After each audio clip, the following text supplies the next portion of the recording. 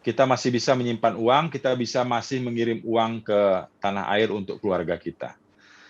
Saya pikir bahasa Inggris itu untuk pekerja informal tidak harus ya, tidak wajib. Sudaralun, Agam Fairuz merupakan putra Montasik yang saat ini telah menjadi supervisor di Inggris. Pada Serambi On TV, ia menceritakan banyak hal mengenai budaya bekerja sampai peluang kerja di Inggris. Saat ini pun sedang dibuka keran besar-besaran untuk tenaga kerja asing, salah satunya pada bagian perkebunan. Sudaralun, simak pengalaman Agam Fairuz dalam program 1 Jam Bersama Diaspora dipandu Samsul Azman, editor Serambi On TV, Rabu 13 Juli 2022 malam. Disiarkan langsung di YouTube Serambi On TV dan fanpage Serambi Indonesia Group. Ada juga saya lihat yang abang posting tadi mengenai pekerja kebun bang ya, yang lagi dibuka tuh bang. Itu bagaimana bang? Betul, betul, pekerja kebun ya. Sekarang kita sudah menerima banyak. Saya lihat banyak dijumpai di Inggris ini ya. Kawan-kawan saya juga menyaksikan banyak anak-anak muda ya, minimal tamatan SMP itu yang datang ke sini bekerja di kebun ya, pemetik apel misalnya atau seledri ya seperti itu. Jadi yang berada di Inggris ini sekitar 50.000 orang Indonesia ya, itu berbagai macam cara mereka datang. Ada yang legal dan ilegal. Yang masuk ke sini dengan visa kerja ya, ada kita sebut namanya tier ya.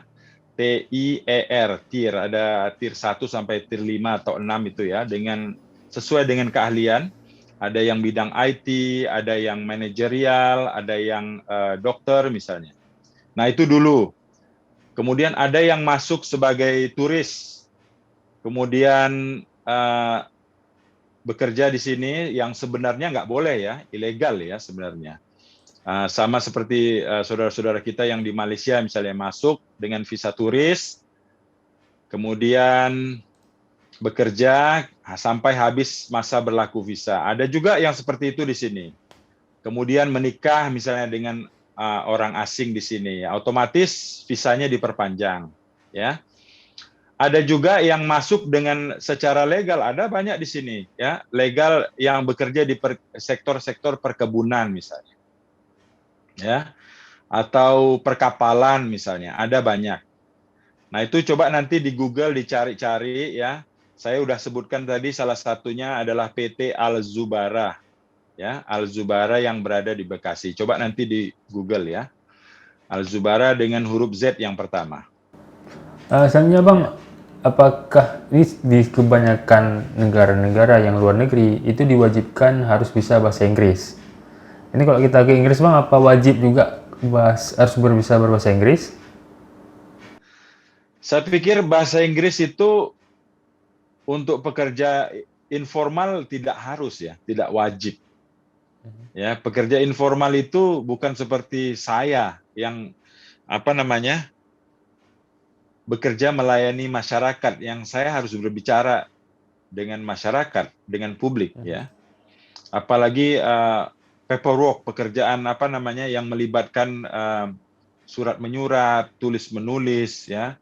Itu memang harus memperdalam bahasa Inggrisnya, harus mempunyai sertifikat yang layak untuk itu. Tapi kalau untuk pekerja informal jangan takut, asal umur mencukupi 17, 18 sampai 24 tahun, masih muda, sehat, punya kemauan, silahkan berangkat. Gitu. Jadi jangan takut, kita masih bisa menyimpan uang, kita bisa masih mengirim uang ke tanah air untuk keluarga kita. Gitu.